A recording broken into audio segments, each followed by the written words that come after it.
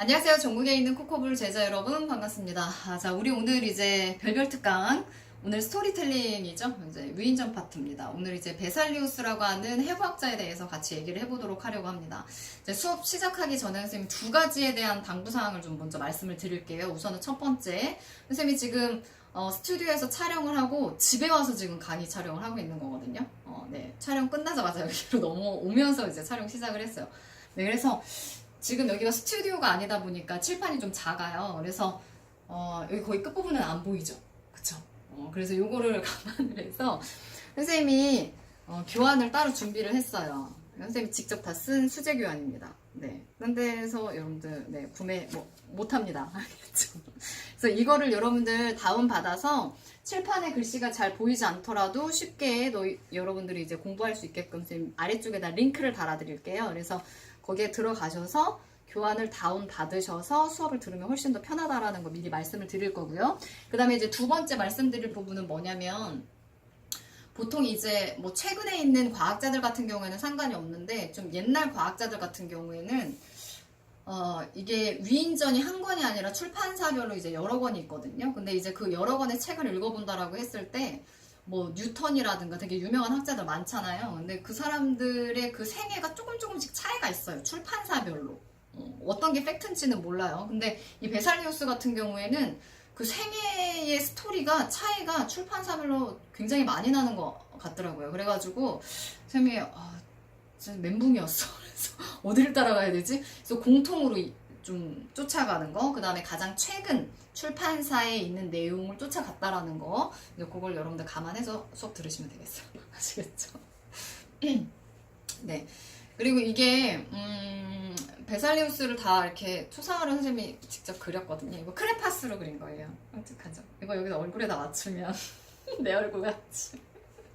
그래서 이 얼굴을 다 보여주고 싶었는데 이 얼굴까지 보여주면 저 뒤에 있는 글씨가 하나도 안 보이더라고요.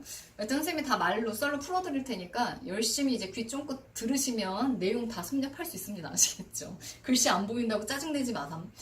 자, 여기 지금 보면 이제 베살리우스가 나와 있습니다. 이 사람이 이제 벨기에 출생이고요. 이제 해부학자라고 선생님이 써드리기는 했는데, 이때 당시에 그 시대적 배경을 살펴본다라고 했을 때, 선생님이 이전에 강의 중에 그 주걱턱 유전에 해당되는 그 합스부르크 가문에 대한 내용을 일부 설명을 해드렸어요. 네, 본 학생들은 알 거예요. 그렇죠?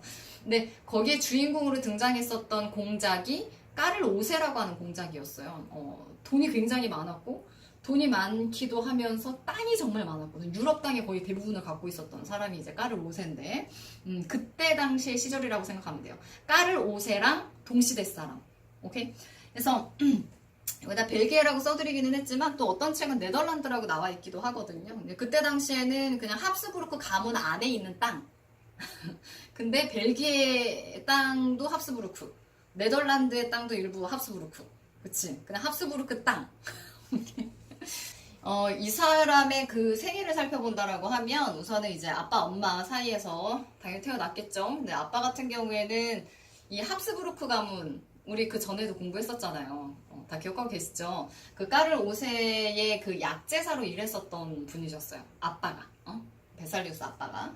그 다음에 이제 엄마 같은 경우에는 집안 자체가 돈이 굉장히 많은 부유한 집안이었어요. 그 사이에서 태어났으니 이 베살리우스라고 하는 사람은 네, 금수저였다라고 볼 수 있겠죠. 그쵸? 근데 이게 독특한 특징 중에 하나가 뭐냐면 이 사람이 살고 있었던 그 집이 여기 지금 베살리우스 하우스라고 선생님이 써드렸어요.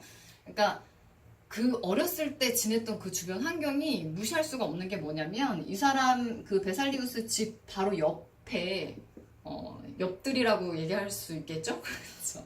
그 죄인을 처형하고 나면 시체가 생기는데 그 시체를 보관하는 그 보관소가 베살리우스 집 바로 옆에 있었다라고 해요. 그래서 이 베살리우스 같은 경우에는 어렸을 때부터 시작을 해서 그냥 너무 자연스럽게 시체를 볼 기회가 굉장히 많았었던 거지.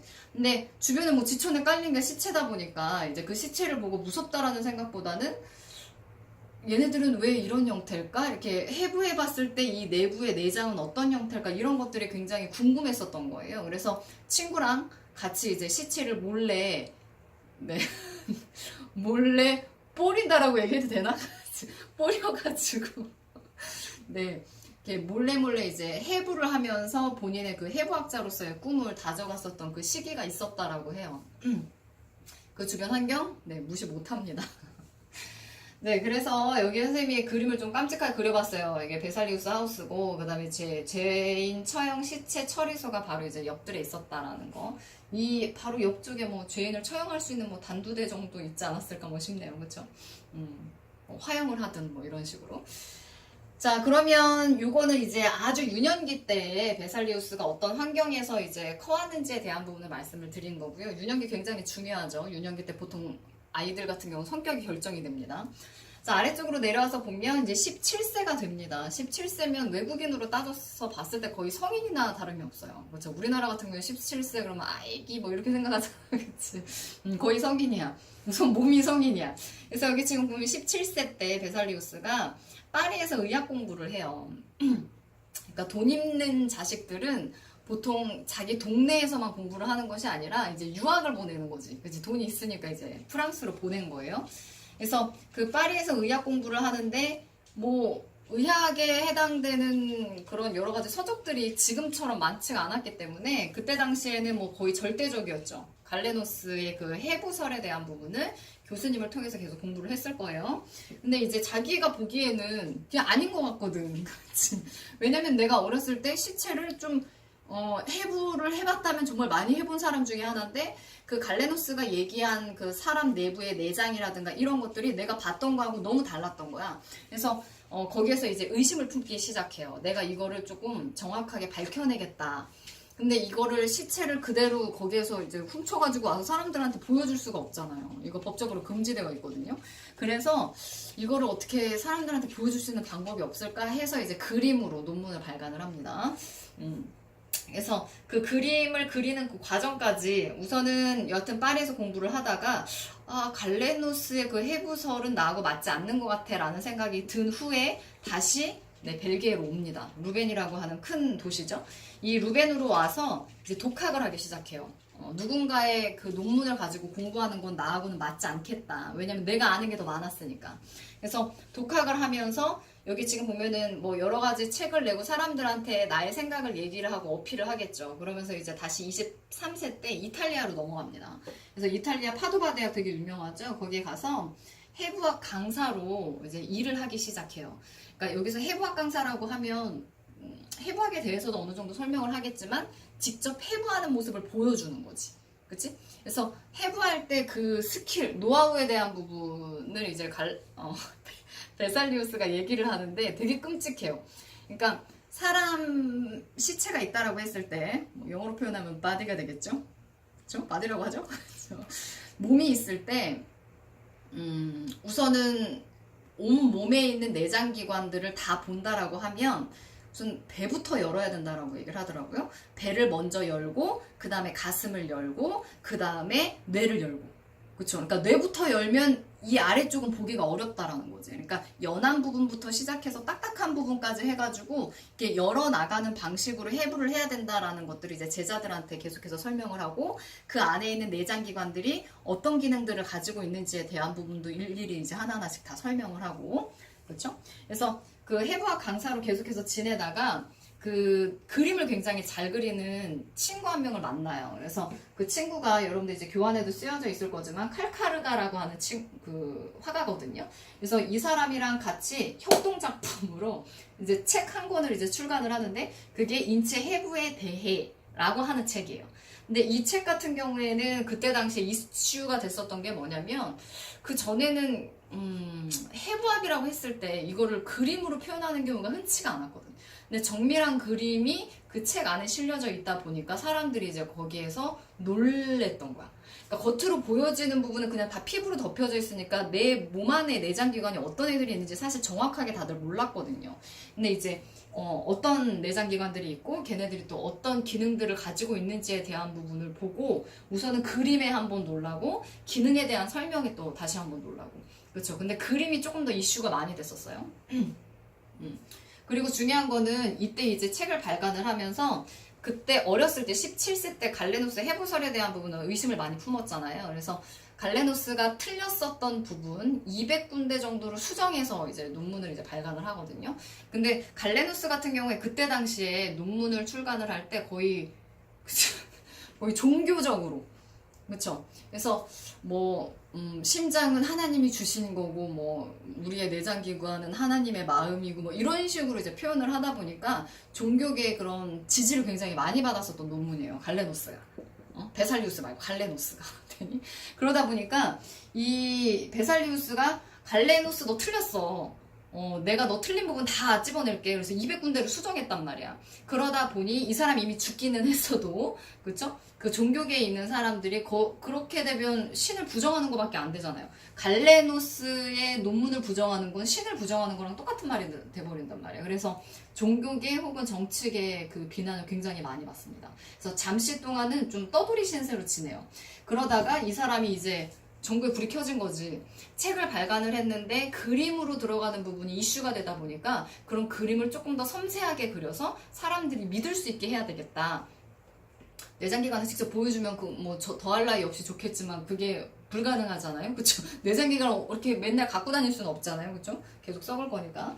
그래서 그 이후에 구조라고 하는 이름을 가지고 있는 책을 또 다시 한번 출판합니다. 이 책은 거의 그림책 수준이라고 생각하시면 돼요. 어차피 그 각각에 해당되는 내장기관의 그 자세한 설명들은 위에서 이미 다 썰로 풀었기 때문에 아래쪽은 이제 그림에다가 조금 더 포커스를 맞춰가지고 만든 책이거든요. 그래서 이 구조라는 책이 발간이 되고 나서 그쵸, 입소문을 타기 시작을 한 거야. 근데 중요한 거는 책이 너무 비쌌어. 그래서 의학을 공부하고 있었던 학생들이 이 책을 갖고 싶었지만 이 그림이 너무 섬세하다 보니까 가격이 고가잖아요. 그래서 부잣집 아들내미만 살 수 있었다라는 네, 그런 소문이 있습니다. 그리고 나서 이제 이 책을 출판을 하고 이거를 이제 까를 5세, 그때 당시에 이제 합스부르크 왕가의 이제 공작이죠. 이제 그 사람한테 뭐 선물을 해요. 헌정을 한 거죠. 그래서 내가 이런 책을 만들었는데 당신도 한번 보시오. 이제 선물로 줬어요. 근데 까를로세가 그걸 보고 감탄을 금치 못했죠. 그쵸? 그래서 야, 네가 이거 다 연구해가지고 밝혀낸 거야? 그래서 야, 안 되겠다. 너 우리 궁궐로 들어와라. 그래가지고 궁전으로 들어갔죠. 그래서 까를 5세에 고용이 돼서 남은 여생을 좀 편안히 지낸 케이스가 이제 베살리우스예요. 자, 베살리우스 같은 경우에는 이때 당시에 이제 논문을 쓰면서 가장 크게 이제 강조했었던 부분 중에 하나가 뭐냐면 심장, 그 다음에 이제 순환에 대한 부분을 중점적으로 파고 들어간 학자라고 생각하시면 돼요. 그래서 우리가 순환기에 대한 부분을 공부를 할 때 가장 중심에 심장이 있을 거고, 심장이 펌프질을 해줌으로 인해서 우리 온몸에 혈액이 돌잖아요. 그쵸? 근데 이게 참 재밌는 게 뭐냐면 중학교 과정에서는 심장이 중심축이 돼서 혈액순환이 이루어진다, 여기까지 배워요. 근데 이제 고등학교 올라가게 되면 네, 우리 몸을 순환하는 게 혈액만 있는 게 아니거든요. 뭐가 또 있을까요? 림프라고 하는 액체도 우리 몸 안에서 흐르고 있어요. 그쵸? 근데 고등과정도 그 림프에 대한 부분을 자세히는 설명 안 하는 것 같더라고. 대학교 들어가면 배우게 되지 않을까 싶어요. 근데 이 림프라고 하는 아이도 되게 중요합니다. 순환이 잘 되어야지. 림프라고 하는 액체가 몸에서 순환이 잘 이루어지지 않으면 특정 부위에 계속해서 살이 쪄요. 그치? 몸특히 연결 부위 이런 데 있잖아. 팔뚝이라든가 허벅지 이런 데. 그치? 림프 순환이 잘 안 되면 그런 쪽에 이제 노폐물이 쌓이면서 농도가 높아지고 그쪽으로 이제 수분이 계속해서 몰려가거든요. 그러다 보니까 이제 살이 찌는 경우가 많아요. 그래서 운동을 하게 되면 몸을 움직이잖아요. 그럼 림프도 순환하고 혈액도 순환하면서 이제 노폐물이 안 쌓이니까 이제 땀으로 다 배출되죠. 그렇죠? 그러면서 이제 살이 좀 골고루 잘 이렇게 빠질 수 있게끔 이제 도와주는 역할을 또 림프라고 하는 아이가 해요. 그리고 림프는 면역계하고도 관련이 굉장히 크기 때문에 굉장히 중요한데 여러분들 교과 과정에는 안타깝게도 없다라는 부분. 오케이. 그래서 베살리우스는 림프까지에 대한 부분은 알지 못했지만 이제 혈액 같은 경우는 색깔이 확연히 보이잖아요. 빨간색으로. 그래서 이제 심장 순환에 대한 부분, 동맥혈, 정맥혈에 대한 부분을 정확하게 판단한 사람 중에 하나예요. 그래서 우리가 이제 중등 과정에서도 심장 순환계에 대한 부분을 공부를 하게 되거든요. 그럼 칠판 정리하고 심장에 대한 부분 같이 보도록 할게요. 자, 그러면 우리 이제 심장 구조에 대한 부분을 아주 간략하게만 살펴보도록 할게요. 베살리우스가 얘기했었던 이제 심장에 대한 내용이라고 했을 때는 사실 심장 좌우 대칭이거든요. 보통 우리 몸 안에 있는 내장기관 중에는 좌우 대칭인 경우가 되게 많아요. 근데 이제 심장 같은 경우 이제 대표적인 예 중에 하나인데, 우선은 이제 중간에 격벽이 있잖아요. 근데 이 격벽에 구멍이 있다라고 갈레노스라는 학자는 이제 생각을 했는데, 네, 베살리우스는 아니야, 구멍은 없어라고 이제 얘기를 했다라는 거, 그렇죠? 중간에 구멍이 있는 사람도 있긴 있어요. 근데 그거는 정상적인 부분이 아니라 환자라고 생각하시면 됩니다. 그래서 구멍이 있게 되면 그냥 쉽게 표현하면 더러운 피하고 깨끗한 피가 계속해서 끊임없이 섞여요. 그래서 격렬한 운동을 할 수가 없습니다. 그런 환자들이 있죠. 근데 요즘 같은 경우는 이제 의학기술이 발달을 했기 때문에 태어날 때부터 심장에 구멍이 있을 수는 있거든요. 다 메우는 것도 가능해요. 알겠죠? 네, 그러니까 환자가 정상인으로 이제 거듭나는 거지. 뭔 말인지 가지. 그래서 우리가 심장을 볼 때는 우선은 첫 번째 여러분들이 유의해야 될 게 뭐냐면 항상 이렇게 좌우 대칭인 내장기관 같은 경우에는 의사들도 가끔씩 헷갈려하는 경우가 있는 것 같더라고. 뉴스에 나오는 거 보면. 그쵸? 그러니까 내가 보기에는 여기가 오른쪽이고 여기가 왼쪽이에요. 그쵸? 근데 이 사람을 환자라고 생각하고 환자가 이렇게 누워있다라는 가정하에 우측과 좌측을 여러분들 구분을 하실 수 있어야 되는데 보기에는 여기가 우측처럼 보이나 환자가 이렇게 누워있을 거기 때문에 여기가 우측이에요. 오케이? 그래서 여기에 나와 있는 조그만한 볼륨, 그 다음에 큰 볼륨이 있죠. 여기 우측이에요. 우측에 있는 심장의 작은 방이야. 그래서 이거는 우심방 이렇게 표현을 하고요. 글씨 보입니까? 그 다음에 아래쪽에 있는 아이는 우측에 있는 심장의 거실. 사이즈가 좀 크죠? 우심실. 근육도 더 두꺼워요. 심방에 비해서. 그러면 여기는 이제 자연스럽게 나오겠네요. 좌측이 되는데 심장의 방이니까 좌심방. 여기 아래쪽은 부피가 좀 크죠? 그래서 우리가 좌심실. 이렇게 들어갑니다. 자, 얘네들이 어디하고 연결이 되어 있는지를 봐줄 필요가 있는데 지금 우심실에서 시작한 혈액이요. 결국에는 바깥쪽으로 나가서 폐를 경유한 다음에 여기서 피가 깨끗하게 걸러지는 거예요. 그 다음에 깨끗한 피가 이쪽으로 해가지고 이제 좌심방 쪽으로 이제 이렇게 들어온단 말이야. 되니? 그 다음에 이 혈액이 좌심실까지 들어와서 여기에서 대기 타고 있다가 펌프질을 하게 되면 이 좌심실 안에 있었던 그 깨끗한 피가 결국에는 이렇게 대정맥을 통해서 온몸을 이제 순환을 하게 됩니다. 되니? 온몸 순환하고 나면 이제 대정맥을 통해서 우심방으로 들어오고 혈액이 다시 우심실로 오고. 되니? 그럼 여기에 있는 혈액이 또 다시 폐로 들어가고 요거에 계속해서 리사이클이에요. 순환 과정이 일어나게 될 거거든요.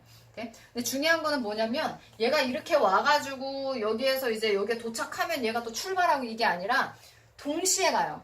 알겠니? 혈액 이렇게 잘랐을 때 중간에 빈 부분은 없잖아. 혈액이 없는 혈관은. 그치? 그러니까 연속적인 겁니다. 오케이? 근데 이제 베살리우스가 이제 알아낸 사실 중에 하나는 뭐냐면 선생님이 지금 더러운 피, 깨끗한 피라고 말씀을 드리긴 했지만 여러분들 시험 문제상에서는 더러운 피, 깨끗한 피라는 표현을 쓰지 않을 거예요. 어떤 표현을 쓸 거냐면 동맥혈이라는 표현을 쓸 거고 동맥 안에서 흘러서 동맥혈이 아니에요. 알겠죠? 동맥혈은 그냥 깨끗한 피라고 여러분 이해하면 조금 더 편할 것 같아요. 그러니까 동맥혈 같은 경우에는 혈액의 이름을 얘기하는 건데 산소가 풍부해. 그래서 혈액 자체가 굉장히 좀 환한 색깔이에요. 선홍 색깔 빛을 띠고 있고요. 그 다음에 이제 정맥혈이라고 하는 아이가 나올 건데 정맥혈 같은 경우에는 반대예요. 산소의 양이 얘에 비해서는 적어요. 오케이? 이거 적을 숫자예요. 그쵸? 마늘 따자로 써줄 거고. 네, 일관성이 없네요. 그래서 정맥혈은 더러운 피, 동맥혈은 깨끗한 피. 그래서 폐에서 우리가 정화를 시켜서 깨끗한 피로 바뀌어. 요거를 우리가 뭐라고 얘기하냐면 요거를 산소가 풍부한 혈액이구나. 동맥혈. 이 사람이 밝혀냈죠. 그 다음에 이렇게 와가지고 온몸을 순환을 하게 되면 내가 가지고 있었던 산소를 온몸에 있는 조직들한테 다 나눠주게 돼요. 그럼 산소량이 확 떨어지겠네요. 그쵸? 산소량이 떨어진다고? 뭐야? 더러운 피. 정맥혈이죠. 그래서 온몸을 돌고 들어오는 혈액은 더러워. 정맥혈. 네, 베살리우스는 이런 톤으로 얘기하진 않았을 거예요. 근엄한 톤으로 얘기했겠지, 그치? 아, 산소양이 적어가지고, 네, 얘네들은 더러운 피 정맥혈이라고 명명하겠습니다. 이런 식으로 얘기를 했겠죠. 그쵸? 그러니까 결국에는 그거야, 얘들아. 중간에 여기에 구멍이 있어 버리게 되면, 갈레노스의 말처럼 구멍이 있어져 버리게 되면, 여기에 들어온 동맥혈이라고 하는 깨끗한 피랑, 그 다음에 이쪽으로 들어온 정맥혈이라고 하는 더러운 피가 이 구멍이 있으니까 쉽게 왕래가 가능하잖아요. 그쵸? 그러면 섞여요. 되니? 그러니까 진짜 순수하게 엄청 깨끗한 피가 온몸으로 출발을 못해. 어? 더러운 피가 일부 섞였잖아. 그치? 그러니까 산소의 양이 풍부하지 못한 거야. 일반적인 사람에 비해서.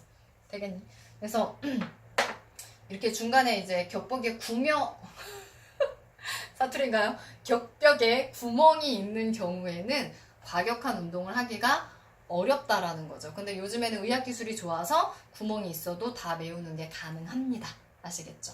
보통 그렇게 태어나는 경우도 있긴 한데, 좀 어느 정도 이제 성장을 거치고 나면 수술해서 네, 다 메운다라고 얘기를 하더라고요. 선생님 같은 경우도 고등학교 때 선생님 옆에 짝꿍이 있었는데, 이름이 생각이 안 나, 그 친구가. 근데 정말 공부 더럽게 안 했거든. 그쵸? 맨날 잠만 자. 그래가지고, 얘는 도대체 꿈과 희망이 있는 아이일까? 이런 생각을 정말 많이 했었는데.